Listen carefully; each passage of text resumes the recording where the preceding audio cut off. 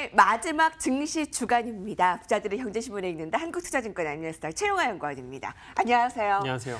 부동산 시장은 오늘 머니투데이의 주간신문에 이렇게 정리가 되고 있군요. 인천 계양, 경기 남양주, 그리고 하남. 신도시 호재의 기대감이 높아지면서 부동산 투기 우려가 고개를 들고 있다. 이 부분이에요. 여기 지금 보고 있는 거예요.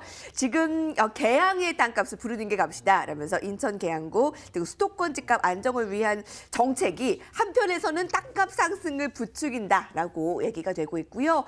반면 해 넘어간다. 법안 밀어내는 정부, 12월 마지막 주에 수십 건이 제출이 되고 있지만 해 넘어가고 다음 해로 밀어내는 정부, 이 법안을 제출하는 정부의 법안 밀어내기 국회 졸속 심사를 부추긴다라는 지적도 나오고 있습니다.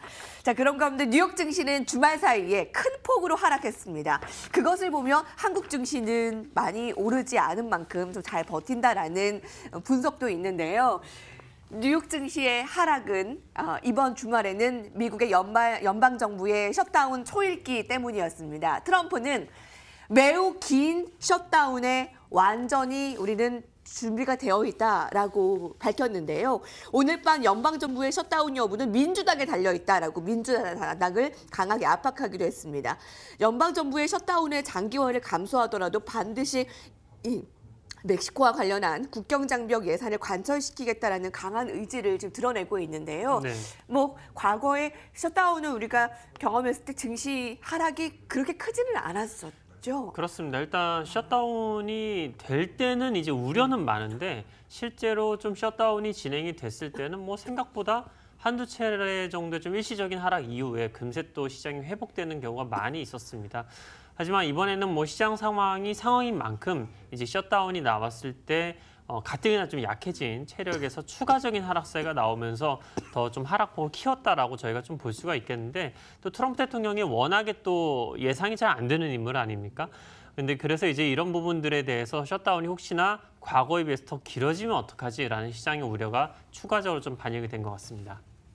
월가 시각. 커지는 내년 경기 침체의 공포라는 것을 머니투데이에서 담았고요.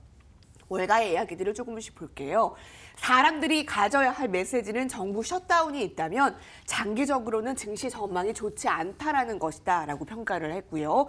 무역은 조만간 끝나지 않을 것이고 연준은 내년 2차례 금리 인상을 시사함으로써 시장을 완전히 오판했다라고 강조하기도 했습니다. 투자자들이 최근에 반등 시에 매도를 나서고 있다라고 지적을 하기도 했고요. 강세장이 끝났다. 빨리 돈 빼라. 우울한 12월 그 검은 증시, 이 미증시라는 이 분석이 있는데 역사적으로 여러분 12월은 주식시장에서 참 좋은 달이잖아요. 네, 그렇죠. 근데 올해는 이런 평가예요. 1931년 대공황 이후에 최악의 12월이었다. 미국 증시가 1931년 대공황 이후 87년 만에 일단 성적표가 최악의 성적표를 나타내고 있는 미증시 12월을 어떻게 마무리하고 있다라고 보세요? 일단 미증시는 여러 가지 이벤트 중에서 이번에 FOMC에서 좀 결정타를 날린 것 같은데요. 네. 일단 연준이 이제 밝힌 부분들의 이제 점도표를 보면은 내년도 금리 인상 2번이라고 예상이 되어 있는데 2020년도 점도표를 보면은 조금 이제 금리를 다시 인하할 수도 있는 그런 리액션을 취해놨습니다. 그러니까 시장에서 판단했을 때는 내년도에 금리 인상을 2번 하는구나. 근데 2020년도에는 왜 금리를 한번 인하할 수도 있다는 위원들의 생각들이 많지라고 생각을 한 거죠. 그 얘기는 혹시 중장기적으로 불황이 찾아온다고 연준에서 예상하는 건 아닌가. 이렇게 좀 시장에서 확대 해석을 하면서 이번 FOMC 이후에 하락폭이 더욱더 커지고 있는 상태인데요. 이 상태에서 이제 셧다운 부분까지 나오니까 아마 시장이 더 큰 충격을 받는 것 같습니다. 하지만 저희가 지금 경기 선행지수나 이런 소비자 심리지수나 이런 미국의 지표들을 보면 너무나 좀 안 좋게 생각을 하기에는 아직까지도 좀 화랑인 이제 경기 지표가 좀 많이 나와 있고요. 하지만 좀 시장이 이렇게 더 민감하게 특히 이제 12월 달에 더 예민하게 반응한 부분은 반도체 지수입니다. 반도체 지수가 계속해서 하락을 하고 있고 디램 가격이 하락한 이후에 마이크론의 실적 전망치가 하락을 하면서 동시에 좀 시장에 좀 단계적인 하락세가 좀 나왔다 이렇게 좀 보시면 될 것 같은데 그러면 이제 키포인트는 이제 금리 부분의 정책도 있지만 예. 또 반도체 시장의 반등이 언제 나올지를 저희가 좀 주목을 해봐야 되느냐 주목해야 이거겠죠. 할 부분으로요. 그렇습니다. 금리 부분도 얘기를 했지만 반도체의 반등도 1월 증시를 좌우할 큰 변수다라는 부분이네요. 반도체 지수의 하락, 12월의 하락의 주요한 원인이었고요. 투자자들이 행복한 연말 연휴를 보내는 대신 미국의 투자자들은 우울한 검은 12월 블랙 디셈버를 맞이하고 있다라는 이 분석. 나스닥 지수는 이번 달 들어서 13% 떨어졌고 S&P 500 지수는 12월 들어 12% 급락했고 특히 뭐 미국 증시로 발발이 됐지만 세계 증시가 같이 하락한 부분을 지적하고 있습니다. 세계 증시가 큰 고묘나 이 베어마켓에 대한 우려감, 약세장의 우려가 이어진다는 건데요. 나스닥이 사상 처음으로 8,000선을 돌파했던 이후에 22%의 하락, 뭐 이번 달에도 10% 넘게 하락을 했지만 미국과 멕시코의 나프타 개정 합의로 사상 처음 지난 8월 8,000을 기록한 이후에 나스닥은 22% 하락했고요. 중국, 상하이, 이탈리아, 홍콩 항생, 독일 닥스, 뭐 일본, 스페인 증시 세 개 주요국 지수가 전 고점 대비 20에서 35% 하락해 약세장에 진입했다.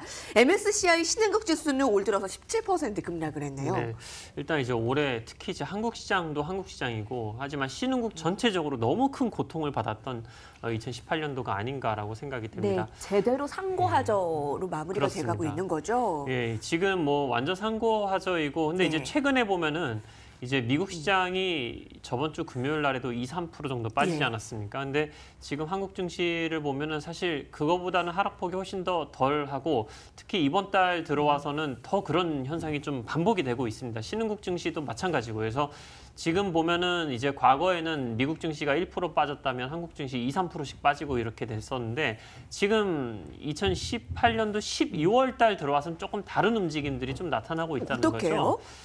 그러니까 이제 신흥국 증시가 워낙 많이 빠지다 보니까 예. 더 빠지게는 밸류에이션상 매력도가 다시 부각이 되는 거죠. 그래서 미국 시장이 좀 추가적으로 하락할 여지는 분명히 남아있긴 합니다만 신흥국 증시는 여기서는 좀 이제 하방 경직성을 예. 다지는 흐름들이 나올 거고 이 상태에서 이제 국제적인 공조들 뭐 예를 들면 뭐 미중 무역 분쟁이 조금이라도 해결이 된다던가 아니면 이 FOMC의 금리 부분들이 조금 더 완화된 스탠스로 나온다던가 이렇게 된다면 내년도에 신흥국 증시는 생각보다는 빠르게 회복할 그래요? 가능성도 여지가 남아 있습니다. 자, 그럼 이 기사는 어떻게 보세요? 이제 연말은 이렇게 끝나기 때문에 네네. 기대하는 부분이 내년 1월입니다. 1월 효과가 과연 어느 정도로 있을까라는 부분인데 네. 지금 전주 대비 이번 주에도 박스권에 여전히 이제 갇히는 것으로 한 해를 마무리 짓지 않을까라는 분석인데 자, 내년에 1월 효과 이 기사에 따르면 기대는 조금 어렵다. 기초 체력이 약하기 때문에 한국 증시 어떻게 예상하세요? 1월 효과에 대한 부분이 이제 중점이 되지 않을까 하는 부분입니다. 일단 답답하고 지루한 흐름이 아주 뭐 국제적인 공조가 나오지 않는 이상 확연하게 바뀌기는 어렵겠지만 일단 지금 코스닥 시장 같은 경우에는 대주주 양도소득 관련해서 매도 물량이 큼직큼직하게 계속 나오고 있는 상태이단 말이죠. 근데 이제 그런 부분들이 사실 12월 말에 매도한 부분을 1월 초에 다시 재매수하는 흐름들이 나오게 되면 코스닥 시장이나 아니면 코스피에서 좀 작은 종목들 위주로 좀 반등세가 나올 수 있는 부분들이 있습니다. 그래서 저희가 1월 달에는 이런 반등세를 좀 기대해 볼 만한 여지가 충분히 남아 있고요. 거기다가 이제 추가적인 악재가 나올 만한 부분들이 사실 지금 딱히 없는 상태입니다. 왜냐하면 지금 안 좋게 나온 부분들은 이미 시장에서 다 예상을 하고 있는 상태이기 때문에 1월 달에는 이 수급적인 공백을 이용해서 약간의 지수 반등이 좀 예상이 되고 있는 상태라고 저는 보고 있습니다. 셀트리온이 한 2%의 하락, 시가총액 상위 종목들이 10위권 내에 줄줄이 약세로 살아남는 종목이 없습니다. 지난주에 주인공이 수소차 관련주였는데요. 이번 주에도 그 주인공의 역할을 이어가는 걸까요? 오늘 첫날부터 EM코리아가 또다시 상승입니다. 나흘 동안의 상승 두드러지며 4,000원이었던 주가가 5,000원으로 일단 뛰었는데 현대차 그룹의 50만의 수소차 관련 투자, 정부 보조금의 예산 증가로 EM코리아 수소차 관련주로 관련 종목, 이 부품으로 지적이 되면서 분석이 되면서 최근 주가가 급등세입니다. EM코리아뿐 아니라 오늘 수소차 관련주들 괜찮나요? 어떻습니까? 이번 주에 상승 출발이요. 일단 시장이 워낙에 이제 종목들이 좀 부진하다 보니까 이제 약간의 기대감이라도 남아 있는 산업 쪽에 시장의 관심도가 좀 몰리고 있다. 이렇게 오늘도 좀 다른 종목들도 그래도 보고 2, 있는 것 3%씩. 같고요. 예. 일단 여러 가지 종목들이 있지만 일단 EM코리아 같은 경우에는 과거에 이제 TBM이라고 해서 저희가 땅을 뚫거나 이런 부분들에 대한 그런 기술력도 갖고 있고 공작기계나 방산 쪽 관련해서도 기술을 갖고 있는 그런 기업들입니다. 그래서 최근에 굉장히 좀 가파른 급등세가 좀 나오기는 했는데 일단 저희가 수소차 충전소 같은 경우에 2022년까지 한 300개 정도의 수소차 충전소를 만든다고 이제 정부에서 좀 밝힌 부분들이 있습니다. 그래서 이런 부분들로 보았을 때 수소차 충전소를 EM코리아가 전부 다 가져간다라는 전제를 하더라도 지금은 약간 밸류에이션적인 부담감이 좀 있는 상태라서 조금은 어려운 상태이고요. 시장의 이 유동성이 조금씩 말라가고 있는 상태이기 때문에 차라리 좀 실적이 나는 전기차 충전소 관련된 종목들로 저희가 좀 집중을 해보면 더욱더 좋을 것 같습니다. 전기차 충전소 같은 경우에는 이제 같은 기간 동안에 10,000개 가까이 이제 충전소 설치 계획이 있는 상태이기 때문에 관련된 종목들이나 혹은 이제 2차 전지 쪽도 관심 가져보시면 될 것 같고요. 하지만 이제 EM코리아가 워낙에 좀 강한 거래량이 들어오는 상태이기 때문에 단기적으로는 매매에 적합하긴 하지만은 중장기적으로는 조금 밸류에이션상 부담감이 있다. 이렇게 좀 보시면 될 것 같습니다. 주가 상승과 더불어 관심도도 크고요. 거래량도 실리고 있고요. EM코리아 지금 6%의 상승인데 관련사 부품 관련 종목 찾기에 이번 주도 아마 증시가 좀 지지부진한 만큼 테마로 좀 몰리지 않을까라는 염려, 전망 되는 상황입니다. 여기까지 볼게요. 부자들의 경제신문에 있는데 함께했습니다.